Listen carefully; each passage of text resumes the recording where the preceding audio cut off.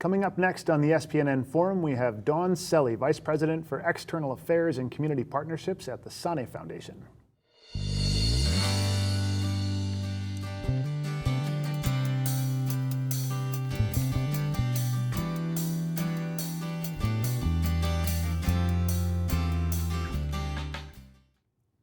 Hi, I'm Martin Ludden, Executive Director of St. Paul Neighborhood Network, and we are here in the Kwame McDonald studio at SPNN with Dawn Selle, Vice President for External Affairs and Community Partnerships at the Senneh Foundation. Dawn, welcome to the forum. Thank you for having me. So you are with the Senneh Foundation, and I think, I know some of the org, but I'm starting to think that I don't know anywhere near all of the org. So can you tell us a little bit about what the Senneh Foundation does? We have several pockets. We have a Dreamline program where we take mentors that reflect the classrooms, and they go into the classrooms and they help the students. And we have that program in St. Cloud, here in St. Paul. We're moving into Rochester and Mankato, which is a great program for kids to see their reflection and people that are there to help them, not assist the teacher in a sense. Right. You're here to mentor that child. Yep. So we have the Dreamline program, which is one of our biggest programs. We have an AmeriCorps Vista program where we have, the typical AmeriCorps Vista program. But one thing that we have done, we help them with a housing stipend. So we have purchased some housing for our staff, Vista or other food service staff, that they can live in here in the community, which is a great thing to think, to be 21, 22, to have a very minimum rent. Yeah. And we know that helps them build their renter history. And it helps us out too by getting them to work and knowing where they live, all of that. Well, we have an AmeriCorps program here as well, and that is one of the biggest challenges for young people trying to go into national service is like, where do I find somewhere to live on an AmeriCorps living allowance? Yes. Because it's not a lot of money, so that's huge. So we do the housing and we do a food stipend, and we already are asking a lot of our kids to serve when they come from communities that we would help serve them. Yep. We have also our food and nutrition program that started during the pandemic. A call for help came out for our families that we had at our Conway Center on the east side. We have now made it to where it's almost 2-3 million pounds of food each year. We have distributions in St. Paul, Minneapolis, South, North Side. We go down to Burnsville and we help with food. Nice. We have a great new partnership with M Health Fairview at the St. Joe's Hospital in the hub. Yep. We are their food partner. So weekly, you can get a fresh food box. Think of HelloFresh. Yeah. Last week, I think it was swordfish with fresh vegetables, and then a vegetarian part of it. And then if you need to, you can get fresh herbs with that as well. So we have that. And then we have our regular food distributions. If you were to go over to our Conway facility or Corcoran Park in South Minneapolis, you will be able to pick like a farmer's market. Because who are we to tell you what food you should eat? If you're a vegetarian, why are we giving you all this meat? Right. So we have that set up, and I will say we need volunteers. I'm sure we will get to that, but we need volunteers to help us with that. Yes. So we set that program out. Every single week, these food distributions go out. We have our Kids Time program. That's an after-school program out at Conway. Okay. And during the summer, it's a full day program. That's huge. Yes. I've an 8 and a 10-year-old, and full day camps are, they're hard to find. Yes. And they're not cheap. No, they're not. And ours are reduced or free scholarship. We have, we opened in June a STEM lab. And our community, that wasn't something that they would probably ever have. Yeah. And so we have gotten this STEM lab. Our kids are competing. The other day I was there and a little robot was following me, a little round thing, and they use the Osmos, all this stuff. I have no idea what it is. I just encourage it. We had a young girl that for her first competition, her robot looked a little interesting, but she actually won and beat a record on the incline of, I have no idea, but we are celebrating this young girl from the community winning with the STEM lab that we didn't have. It started in June, so we have that program. We also do the free camps, the sports pro camps that we travel throughout the metropolitan area. St. Cloud, And we do camps. This year we fell short a little bit of our goal, around 5,000 kids. We wanted to have 8. I think now that things are opening up, we will probably get more kids involved next year. But one of the best things about that program, it's kind of a dual track workforce. We take high school kids. We use the Right Track program out of St. Paul. And then we take high school kids as well, and they are our coaches. Nice. And so we pay them to coach. And then we mentor and train them. And maybe I'm asking too soon, but maybe we have a couple of the kids come over here on a Friday and learn what you guys do. But we put them in major corporations, even from, a 3M to Hy-Vee. Let's see how that runs. So we use those kids as well to make sure that they have the experience besides just teaching soccer, basketball, flag football. We want them to have that experience. Right. It's this, like, I know Tony Senneh as like soccer star into nonprofit, and I think the initial genesis was around sport, but it strikes that like the organization has been responsive and that this is still sports, but like what else does the community need? Yes, and that was really relevant during the pandemic when we would have food being distributed. And back then people would just get in a line. And the line at Conway went for a couple miles, and people need food, we help with food. They need childcare, they need after-school programs, we help with that. Tony's a real visionary. He has ideas, and we work back from those ideas to see how we can do them. Just like how you guys have your Vista program here. He's like, I can't ask kids to serve if I don't have a place for them to live. Right. So we have that. He really gets involved to the point of, we just had a golf tournament. He wanted to know what color golf balls we were using. So he's very involved in it. But sometimes you don't get a CEO that's like that. But he, hate to say, it has his name on it. Right. And it reflects him, And you have people that come out and they want to see him, and want to be a part of what we do out there. There's more programs that we have at the center. We're a little busy. A little busy. I think that's the greatest understatement in nonprofit world. Got a couple things going on. So can you talk a little bit more about the sports? You mentioned there's soccer, of course, then flag football, I think you said, and what else? Yes, so we have our day camps, our sports programs, the camps. So we have soccer, we have flag football, we have basketball. We even added in a little yoga. Nice. I think with some of our younger kids, they did. So we have those programs that are going on throughout the Twin Cities area. Some are more focused soccer, like if we go over by like Washburn, Pearl Park, that area, or we go into North Minneapolis, we're bringing in soccer with basketball. So we have those programs for our kids. Yeah. And are those, do you split by gender at all? Is it boys and girls together? How does... They are mixed together. Okay. We're not going to separate, except for when they get a little older. So we have like our G1 program. And that is focusing on girls first. Cool. We don't even have young men's programs. We focus on the girls. Tony really made that a mission for him to make sure that he can use his good to make sure that we have outlets, we have resources from major corporations to help us support the young ladies. So we have a division of soccer and a division of basketball. And we have 2 coaches for each. But we also close down during the summer our building on Mondays for the young girls to come in there and have a space where there's no other men around, no young boys, and they get to focus and build themselves. Nice. We bring in speakers, different people to come in. So that is something that is great because they need it. Right. And especially the ages, I think we have from age 6 to age 14, 15. Yeah, and to have those age groups in there together too, it gives the 6-year-olds someone to look up to, and it gives the 15-year-olds someone to look after too. Yes. Look after.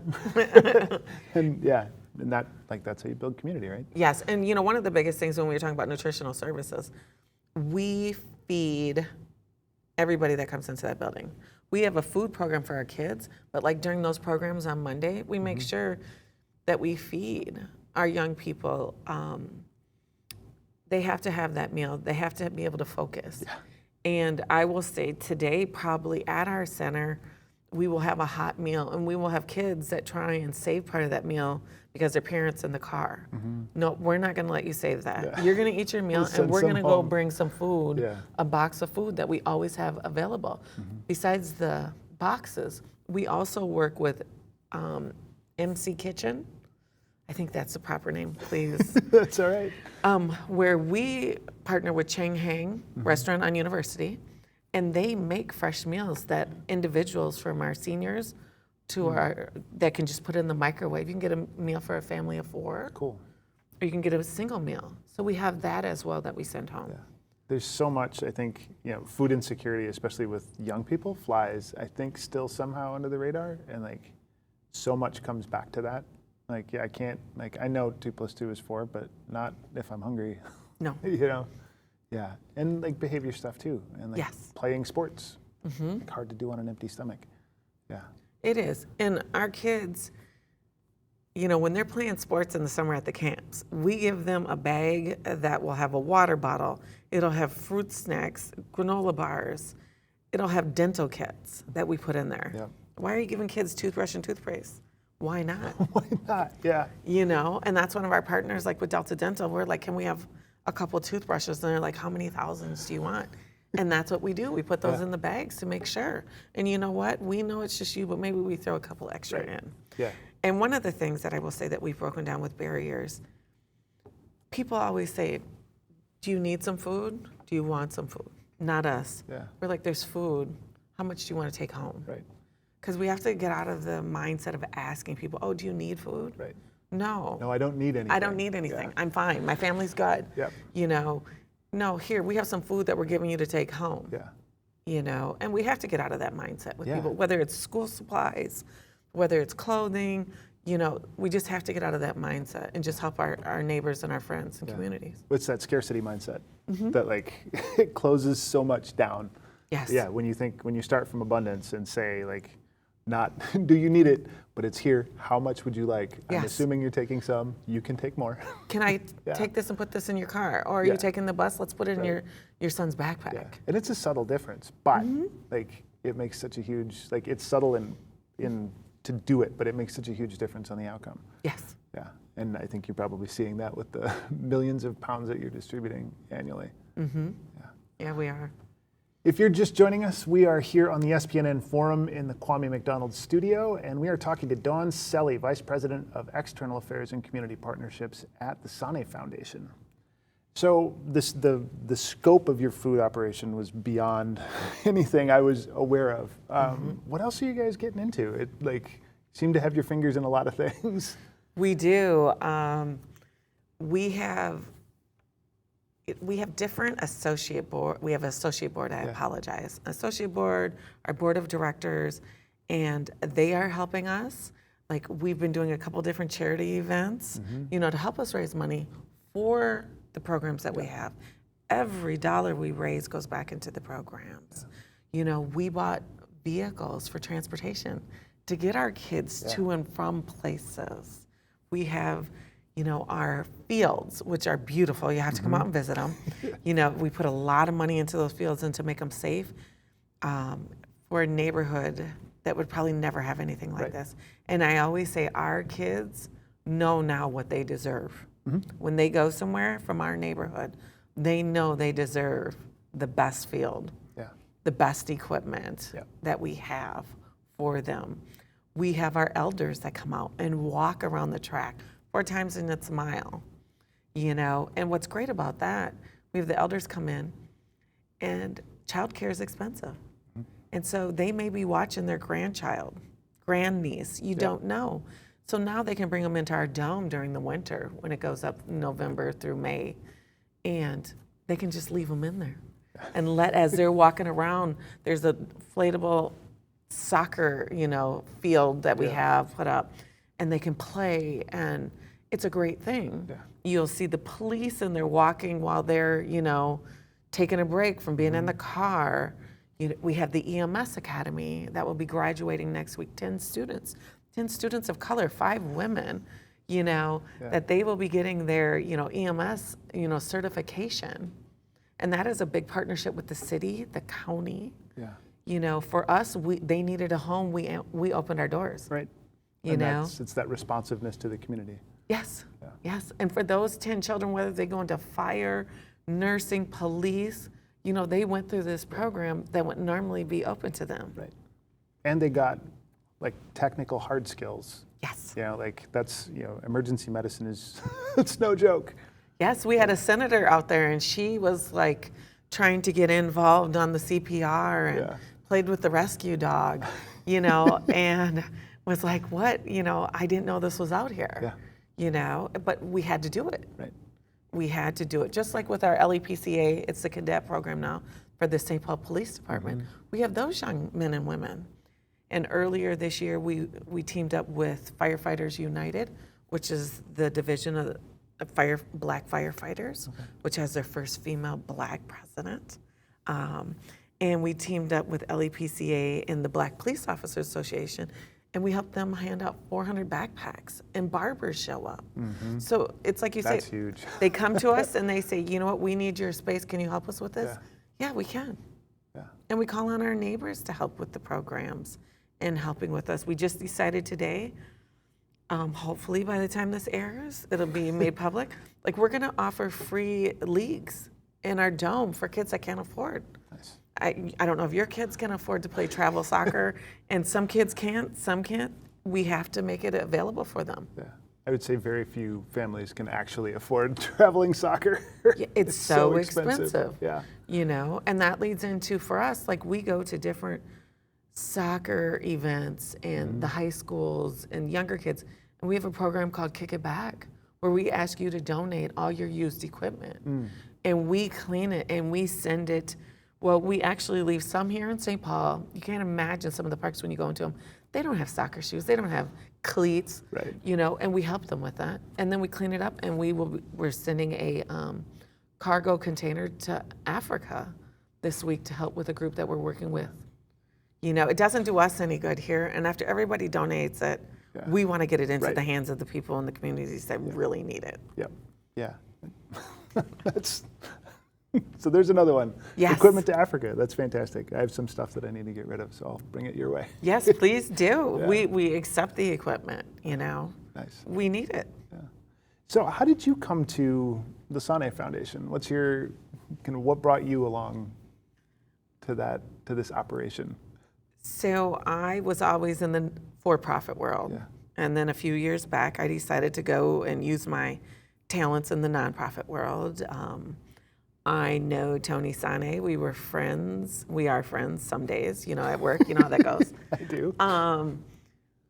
He convinced me. It took him 2 years to convince me to come work for him. And I will say I was a little hesitant. It's soccer. It's men. Yeah.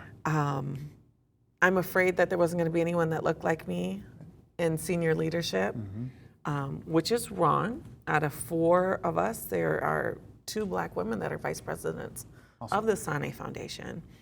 And he convinced me over a dinner that, to come work for him. And what I really appreciated, he hired a young lady in the community that I was helping mentor. And I said, you hire her or I don't come to you. And he hired. But we need to do more of that stuff. Yeah. She's 21 years old. She needs this job. Yep. He hired her, put her in the VISTA program. We've been taking care, and she loves it. But you have to do those things every once in a while. Yeah. He couldn't believe I was holding this hostage at the time, but that's what I wanted to do. I wanted to make sure she had a job. Right. And we have to look out for each other. And so I came on. I've been with Tony now a little over a year. I refused to start until after the state fair in 2021. Are you a fair fan? I'm a junkie. Yes, I'm a fair junkie. Yes. So, but I started with him and went in running. Yeah. We have so much that we have to do. We just had a big golf tournament last week, Yep.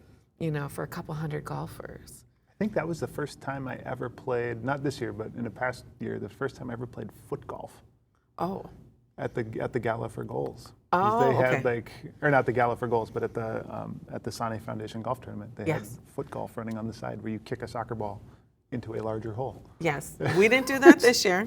Nope, that wasn't one of ours. Tony hits a drive. That's one of our fundraiser parts of it. Yeah. But yeah, we just had a big one with major corporations and people. I made sure to sign up a whole bunch of women to come out and golf. Yes. But that was something we wanted, you know, we do. We have our gala that'll be coming up in February. Last year, we were the first gala of the season. I shouldn't say last year, 2022. We were the first gala of the season.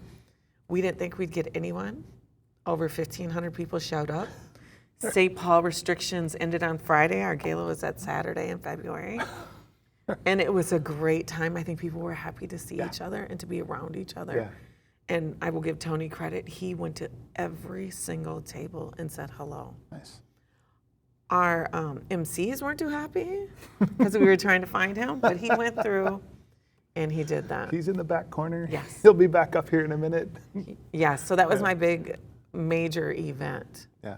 But yeah, I came to Nonprofit World. I said I have to use my treasure and talent for the good of the community. And I fell in love with the St. Paul community, the Rondo neighborhood. I didn't know anything about it. I live on the other side of the river. Yeah. You know? That's okay. We won't tell anybody. I know. And I just fell in love with it. And I still am working with community. And that's my major focus when I came over to Senneh. As long as I can be a part of the community and I can go in now and tell you where community needs are Yep. and that we adjust to them and help. Yeah. That's what my main focus is. I may run the advancement department for the Senneh Foundation, and money is a big deal, Right. you know? But my big focus is, you know what, there's a senior group meeting over here. They don't have this and this. How do we get them that? How do we get these young kids? I had a parent call me and say their son couldn't play football because he didn't have the proper cleats. They're in our food program. Yep. You know, you call up Dick's Sporting Goods and you ask them to help Okay. you. Yeah. You know, that we have a kid that needs to be Right. able to play football and his family can't afford.